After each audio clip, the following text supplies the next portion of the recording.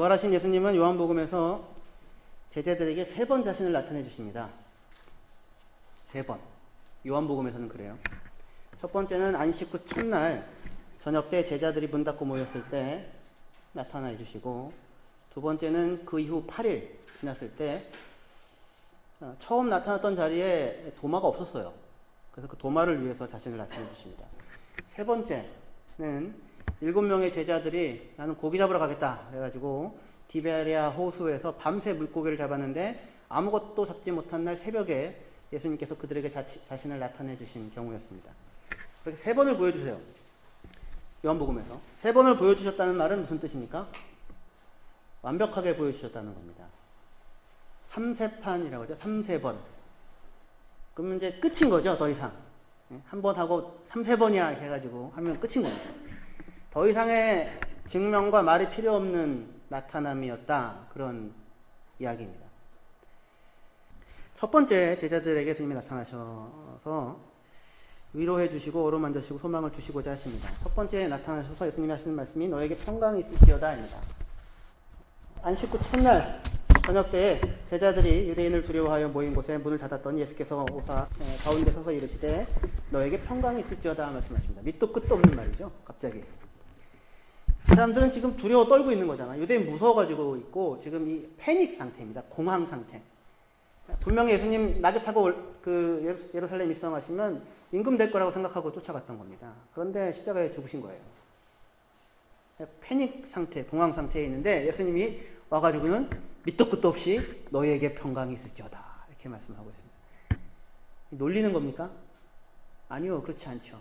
그들이 평강을 얻을 수 있는 조건을 예수님께서 다 이루셨습니다. 본래부터 그들은 그들 스스로의 결심과 노력과 성취로 평강을 만들 수 있는 사람들이 아닙니다. 사람은 많으면 많아서 불평이고요, 없으면 없어서 불평이고요. 네, 그렇습니다. 마누라가 한국 가가지고 있으면 혼자 외로워서 힘들고요. 제발 좀 왔으면 좋겠다고 생각하고 오면 그날도 싸웁니다. 사람은 혼자서도 견디지 못하고 같이서도 견디지 못하고 스스로의 결심과 노력으로 자기 평강을 만들 수가 없습니다. 근데 그렇게 도저히 내 스스로의 결심과 노력으로 내 평강을 만들 수 없다고 느끼고 있는 그때 주님이 나타나셔서 너에게 평강이 있을지어다 그렇게 평강을 주시는 것입니다. 제자들이 그 예수님의 말씀을 듣고는 기뻐합니다. 첫 번째 만남입니다. 이거는 즉각적인 반응이에요. 즉각적인 반응. 그러니까 무슨 깊은 반성의 결과로 기뻐하는 게 아닙니다. 근데 즉각적인 반응으로 기쁨이 나와요. 그건 뭐예요? 제자들과 예수님이 가졌던 관계 때문이죠.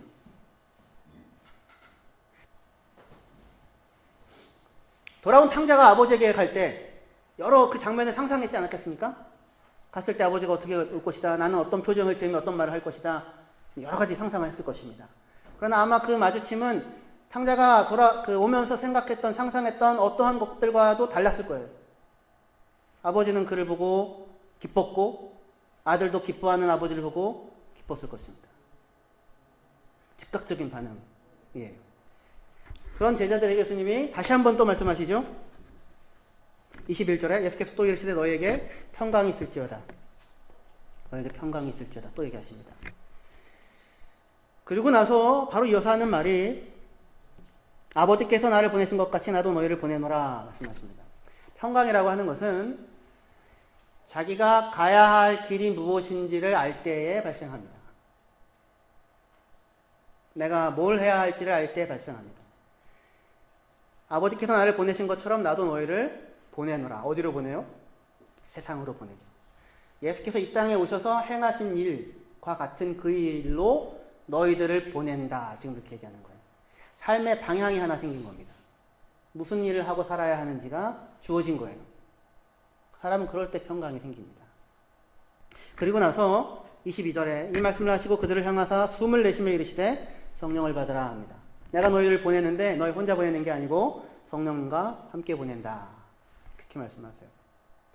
제자들이 지금 세상으로 보냄을 받았는데 해야 하는 맡겨진 일이 무엇이냐면 23절에 보듯이 너희가 누구의 죄든지 사하면 사하질 것이고 누구의 죄든지 그대로 두면 그대로 있으리라 라고 합니다. 하나님과 세상 사이의 평강, 평화, 화평, 그것을 이루기 위하여 예수께서 십자가를 지시고 부활하셨잖아요. 그리고 그것을 지금 누구에게 주고자 하십니까? 제자들에게 그 평강을 주고자 하죠. 너에게 평강이 있어라. 하나님과의 사이에 화목이 있어라. 하시죠. 그럼 그것을 제자들이 세상에 가지고 나가서 자기들이 예수 그리스도로부터 받은 그 평강을 사람들에게 증거하는 삶을 살아야 하는 것입니다. 그런데 그 일은, 그것이 평강이 될 수 있으려면 맡겨진 일을 할 수 있는 능력이 나에게 있어야 평강이 되죠. 내게 어떤 과제가 주어졌는데 그 과제를 해낼 수 있는 능력이 나에게 없다면 그건 평강이 아니라 저주죠, 저주. 고통스러운 일 아니겠습니까? 그런데 제자들이 무엇이 있어서 그 평강을 증거할 수 있는 삶을 살 수 있겠습니까? 누구와 함께 보내요? 성령과 함께 보냅니다. 숨을 내쉬며 가라사대 성령을 받아라.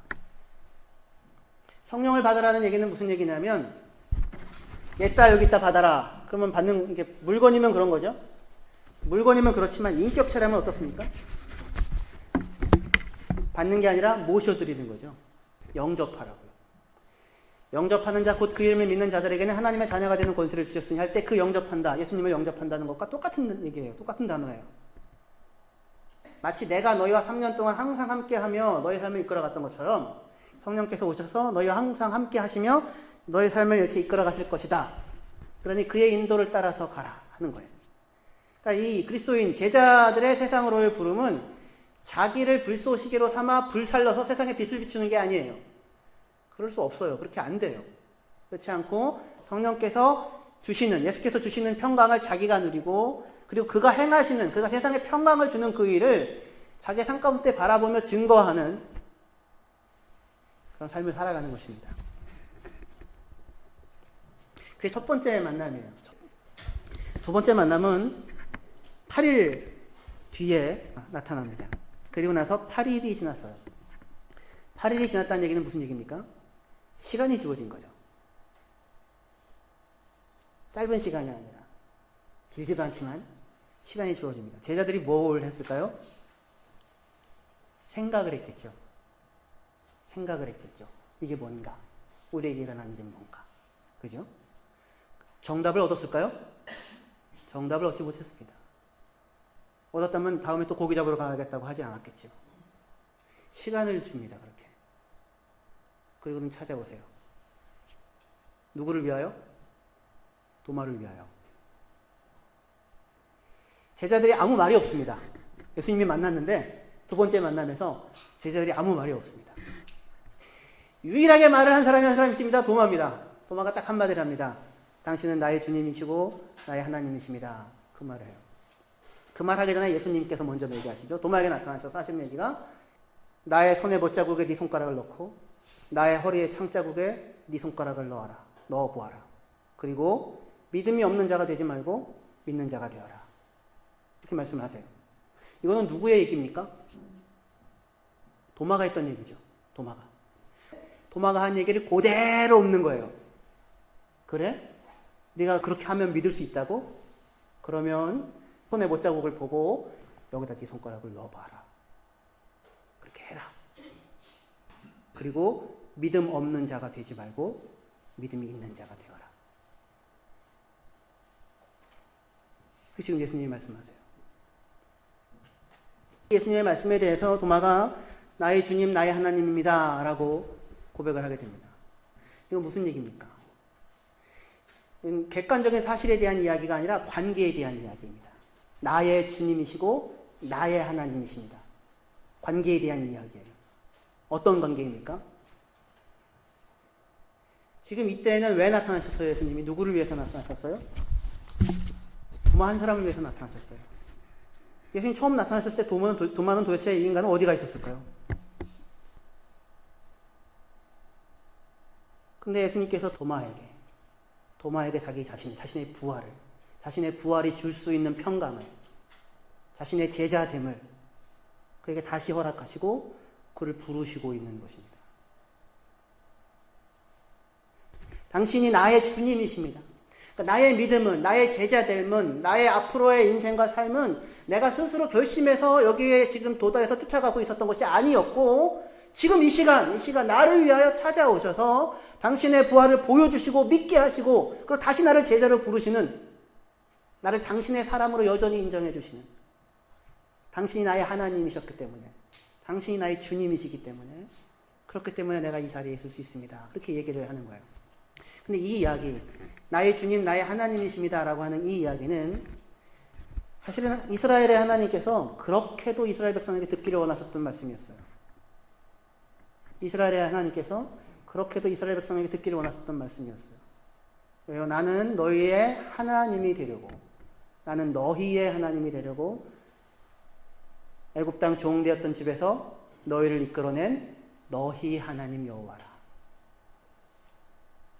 이게 하나님께서 그렇게도 자기 백성에게 듣기 원하시는 말씀이었습니다.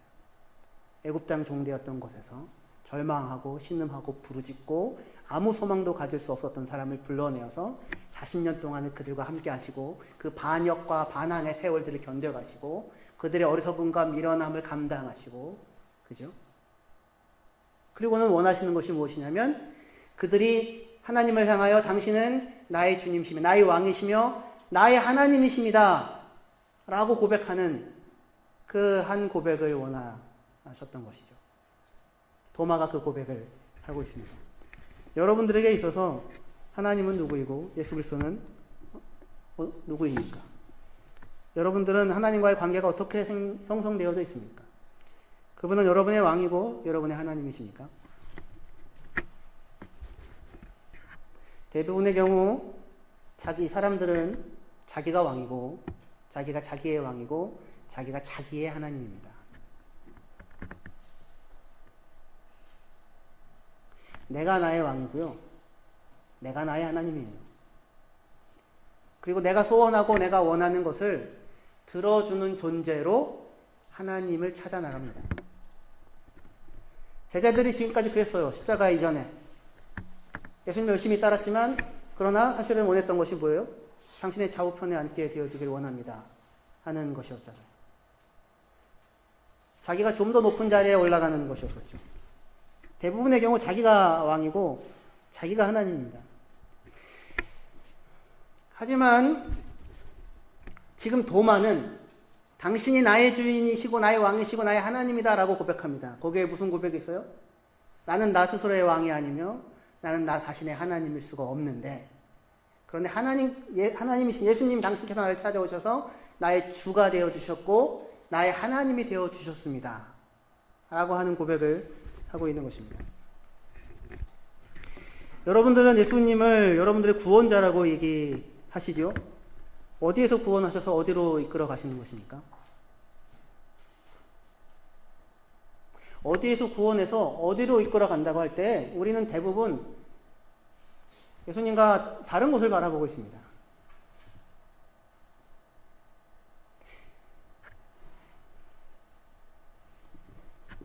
세상에서 구원받아서, 세상에서 찌질한 데서 구원받아서 세상에서 영광스러운 자리에 서기를 원하는, 그걸 구원이라고 생각합니다. 나 홀로는 조금 부족한데 주님이 도와주시면 더 높은 자리에 가는 것이 구원이라고 생각하고 그게 하나님께 영광이 될 것이라고 생각을 합니다.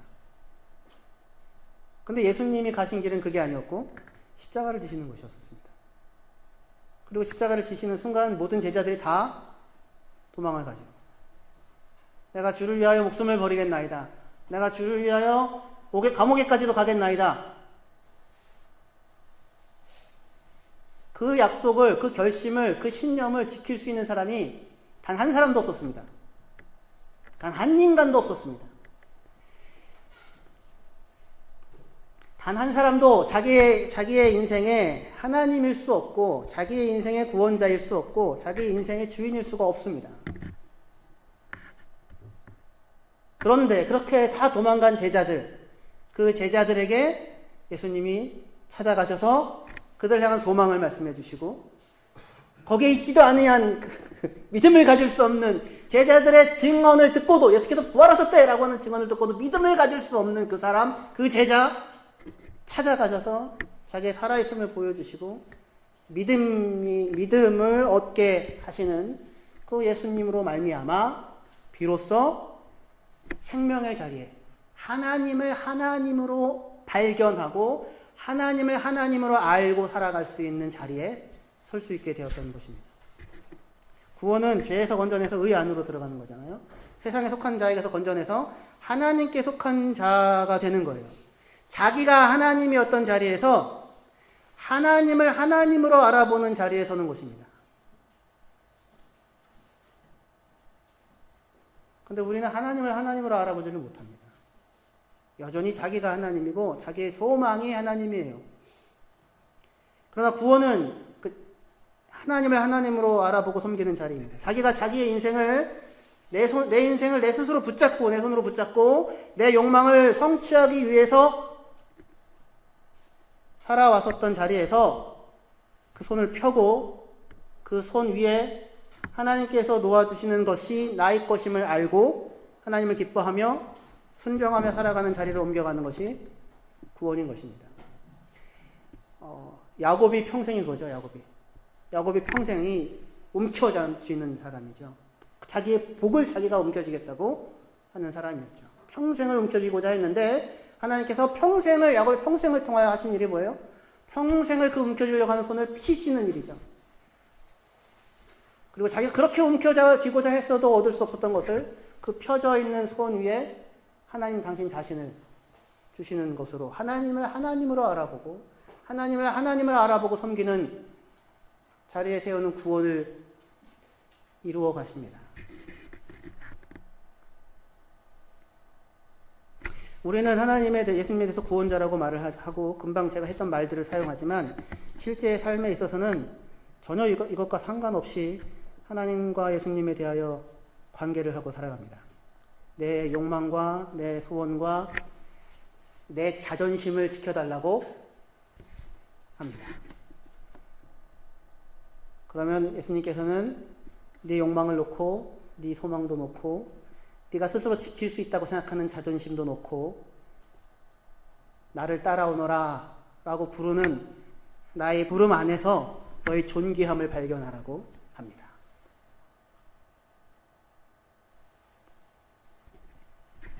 두 번째 만남입니다.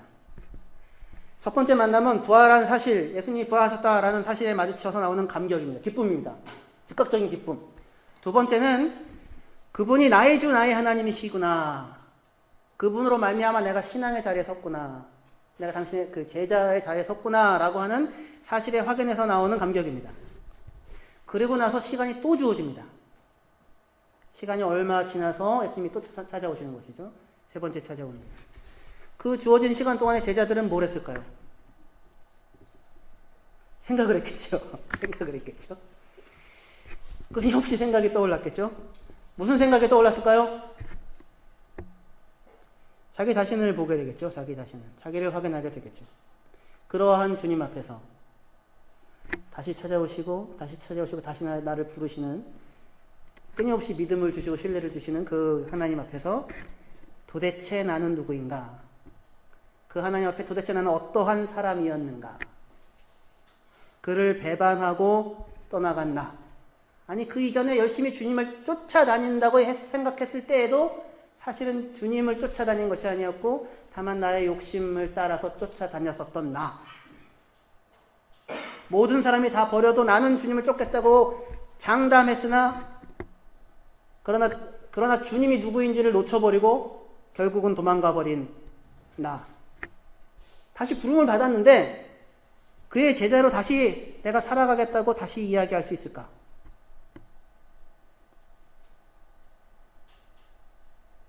그리고는 어디로 갑니까? 고기나 잡으러 가야겠다? 그럽니다. 근데 이전과는 다릅니다. 이전에는 고기 열심히 잡아서 이 지긋지긋한 삶에서 벗어날 수 있기를 바랬겠죠. 세베대의 아들들 야고보와 요한은 거기는 부자입니다. 굉장한 부자, 선주. 베드로는 버릴 게 별로 없는 사람이었는데 이전 고기잡이처럼 대박 나겠다고 하는 게 아니잖아요. 할 일이 없는 거죠. 절망하고 낙심한 자리입니다. 분노할 여력조차 없습니다. 밤새 그물을 던졌는데 헛그물질이었는데 기대가 없으니까 낙심도 없습니다. 기대가 없으니까 분노도 없습니다. 그러니까 잡혀진 고기가 없는데 낙심도 없고요. 분노도 없습니다. 도가 텄죠, 도가. 도가. 자기에 대하여 절망할 수도 없는 절망의 자리에 있습니다. 자기에 대해 절망한다는 건 뭐냐면 기대가 있다는 말입니다. 기대가 있기 때문에 절망합니다. 기대가 있으니까 분노합니다. 근데 기대를 할 수 없으니 절망조차도 할 수 없습니다. 그러니까 절망도 할 수 없는 절망. 그 진정한 절망의 자리에 서 있습니다. 그래서 아무 의미 없이 시간을 보내고 있는 거죠. 하나님의 사랑은 아는데, 예수님 날 찾아왔는데, 그는 여전히 내게 믿음을 주시고 계시는데, 근데 나는 이 모양 이 꼴로 생겨먹은 것입니다. 그렇다고 다시 예전처럼 고기 잘 잡아가지고 부자 되겠다고 하는 것을 꿈꿀 수도 없는 것이고, 그러니까 이 시간을 이렇게 고통스럽게 건너가고 있는 것입니다. 마음에 주님에 대한 사랑이 없나요? 아니요, 있죠. 주님이시다! 라고 발견하자마자 어떻게 해요? 바닷속으로 뛰어들잖아요, 베드로가. 그게 너무너무 절절합니다, 주님의 사랑은. 근데 나는요?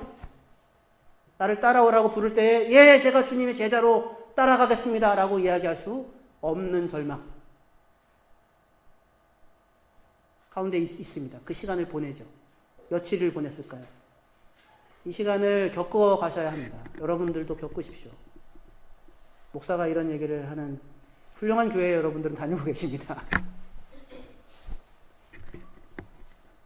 이 사람들에게는 며칠 또는 한 주, 두 주일 텐데 우리에게는 어쩌면 평생일지도, 평생이 걸릴 수도 있어요.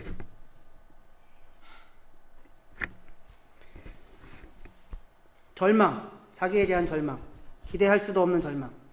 이 절망을 어떻게 극복할 수 있을까요? 그러잖아요, 여러분들이. 목사님, 해도 안 됩니다. 해도 안 됩니다. 결심하고 했는데도 안 됩니다. 그러죠? 어떻게 하면 좋겠습니까? 어떻게 할까요, 우리? 제자훈련을 다시 한번 할까요? 제자훈련 형태로는 아니고 딴 건 할 생각이긴 한데, 새벽기도 5만 회 뭐 이런 거 할까요? 40일금씩 기도 40회 실시 막 이런 거 할까요? 그러면은 그러면 정신이 몽롱해져서 은혜를 받은 게 아니라,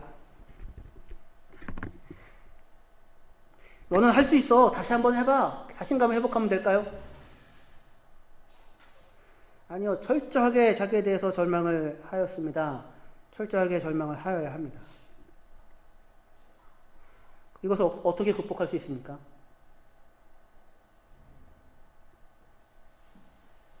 그럼에도 불구하고 예수님은 또 나를 찾아오시더라고요. 세 번째. 무수히. 마지막까지. 그리고 나에게 물으십니다. 너 나를 사랑하니? 아직도 그분은 나에게 뭘 기대하세요? 아직도 나에게 사랑을 기대하세요.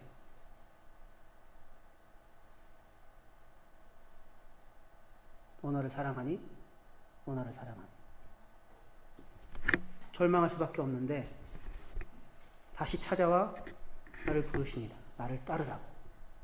그 음성에 순종하며 따라 나가는 것, 그것이 우리의 유일한 치료이고 그것이 우리의 유일한 소망인 것입니다. 스스로를 북돋아 올려서 자기의 결심으로 무언가를 하고 자기의 유능함을 확인하고 자기의 의지의 강렬함을 확인하는 것으로 되어지는 것이 아닙니다. 그거는 언제 제자들이에요? 십자가 이전의 제자들이죠. 지금은 아닙니다. 내가 나를 사랑하느냐? 세 번 물으십니다. 베드로가 예 주님 대답합니다. 베드로가 덧붙이죠. 근데 고백이 달라지죠. 예 주님, 내가 주님을 사랑하는 줄을 주님께서 아십니다. 예, 내가 주님 사랑합니다가 아니라 내가 주를 사랑하는지를 주님이 아십니다. 누가 알아요? 주님이 알아요. 당신이 나를 아십니다. 그러니까 자기의 주를 향한 사랑은 어디서 시작됐냐면 주님의 나를 향한 사랑에서 시작된 거예요. 그 사랑 안에 내가 쌓여져 있어요. 그래서 주님이 또 찾아와서 내게 말해주시는 그 사랑이 당신이 나를 사랑하시는 그 사랑이 끊어지지 않는 이상 나는 당신을 떠날 수 없고 당신에게 붙어 있을 수밖에 없으며, 그리고 그러한 자로서 나는 주님을 사랑합니다 라고 이야기를 하는 것입니다. 남들은 다 주를 버릴지라도 나는 결코 주를 버리지 않겠습니다. 이것은 이전에 베드로 썼어요. 이전에 베드로를 특징 짓는 말은 이런 겁니다. 예수님이 이렇게 묻죠. 네가 이 사람들보다 나를 더 사랑하니? 이 사람들보다 나를 더 사랑하니? 이거는 무슨 얘기를 빗대서 하는 얘기입니까? 이전에 베드로가 뭐라고 했어요? 사람들 다 버려도요, 저는 안 버릴 거예요. 이거잖아요. 근데 이 사람들보다 더 사랑하니? 이게 인간의 정체성이에요. 이게 정체예요. 인간이 끊임없이 자기를 확보하고 훔쳐주려고 하는 거예요. 누구보다 더. 누구보다 더. 베드로가 정답을 얘기했어요. 네가 이 사람들보다 더 사랑하니? 그때 베드로가 예수님, 그래서 제가 최소한 얘네들보다는 주님을 더 사랑합니다. 이랬으면 주님은 절망스러웠을 거예요. 정말. 근데 그게 아니고 예, 주님, 제가 주님을 사랑하는 줄 누가 알아요? 주님 당신이 아십니다. 절대적인 하나님 앞에 나의 주, 나의 하나님 앞에 자기를 세우고자 하십니다. 누구보다 더가 아니라. 베드로가 자기 자신을 하나님의 사랑 앞에 내어놓습니다. 나를 사랑하사 나를 위하여 자기 자신을 내어주신 예수 그리스도의 사랑 앞에 나를 있는 모습 그대로 내어놓습니다. 그리고 바로 여기가 근원적으로 우리가 하나님 앞에 하나님을 하나님으로 발견할 수 있는 인생의 자리입니다. 부활절은 더 이상 내가 이제는 안 죽게 되었구나 라고 하면서 기뻐하는 절기가 아닙니다. 다시는 안 죽게 되었구나 라고 기뻐하는 절기는 제자들의 첫 번째 욕망이고 예수님 십자가 안 지고 그냥 영광을 얻는 것입니다. 보통은 그렇게 쓰죠. 부활을 맞아서 이제는 우리는 죽어도 죽지 않고 죽음을 불사하고 세상의 어떤 곳에서도 다 승리할 수 있는 사망 권세에 계신 예수님과 함께 있으니 날라라 랄라라 로보트야 나라라 나라 태권브이를 하는 거죠. 그러나 부활의 지금 장면이 그래 보입니까? 전혀 그래 보이지 않죠. 그건 아직 아무것도 모르는 것입니다.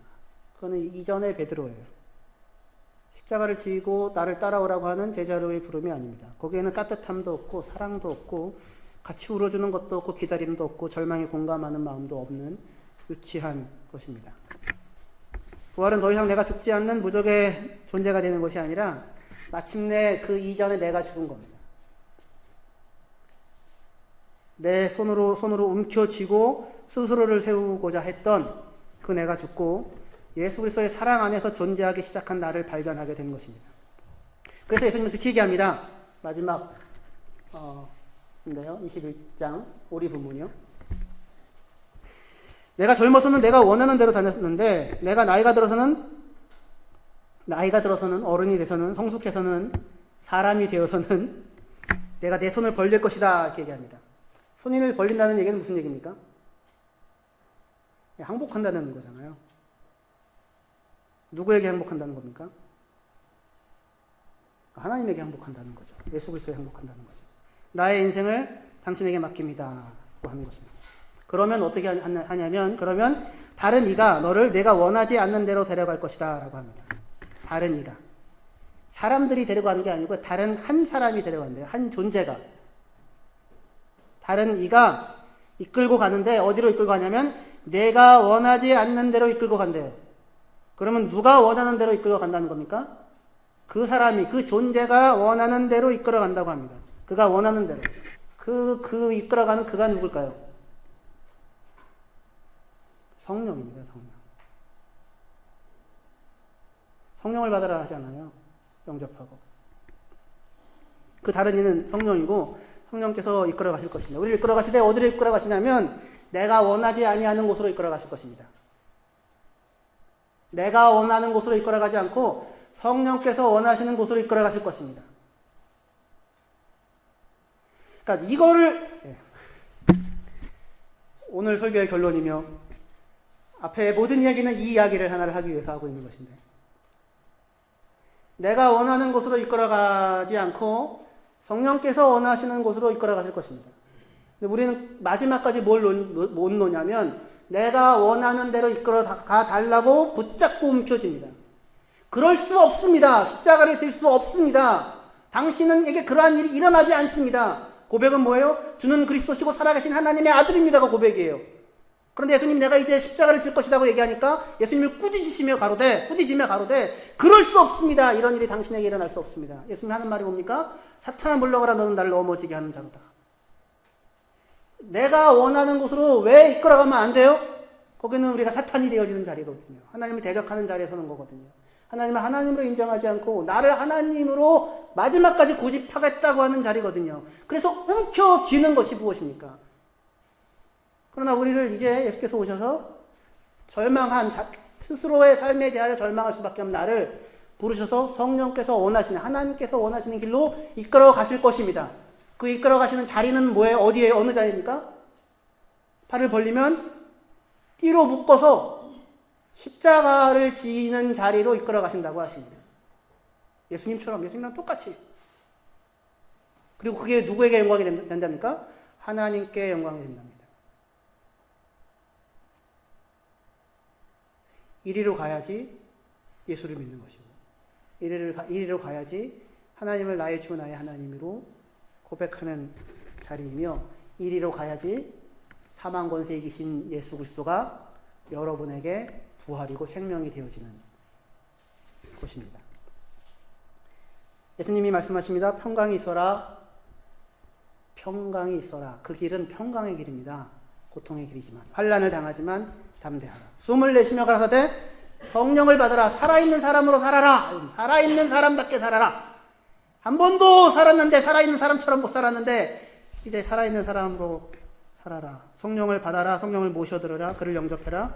그리고 그가 너를 이끌어 가는 대로 너의 움켜진 손을 펴고 그를 따라가라.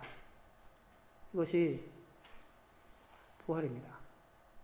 손을 펴시고 쫓아가십시오. 죽을 것 같은 자리 맞습니다. 그리로 들어가셔야 합니다.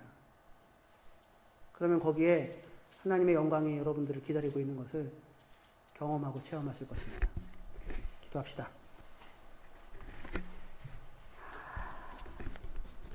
하나님 아버지,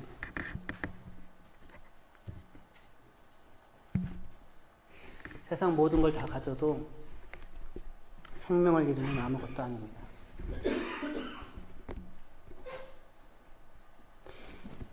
세월호 3주기인데 부모들이 모든 것을 가졌어도 마음에 한순간도 평안이나 기쁨이나 소망을 발견할 수가 없는 것은 그 죽음을 극복할 수 있는 어떠한 힘도 인간에게 없기 때문입니다. 그런 인생인데 이 땅에서 헛되고 헛된 것을 움켜쥐기 위하여 살고 그것에 기쁨과 만족을 두고 사는 어리석은 저희들입니다. 그런 우리를 불쌍히 여겨주셔서 찾아오시고 이름을 불러 건져내셔서 죽어도 죽지 않는 영원한 생명의 자리에 우리를 세워주셨으니 감사합니다. 주님 걸어가신 그 길, 영광의 그 길, 움켜쥐려고 하는 손을 다 놓고 손을 벌리고 주님이 쥐어주시는 것이 참된 소망인 줄 알아 따라 나가는 자들, 그들이 우리 한일성교회에 속한 모든 성도님들이 되어지게 하여 주시옵소서. 예수님의 이름으로 기도합니다.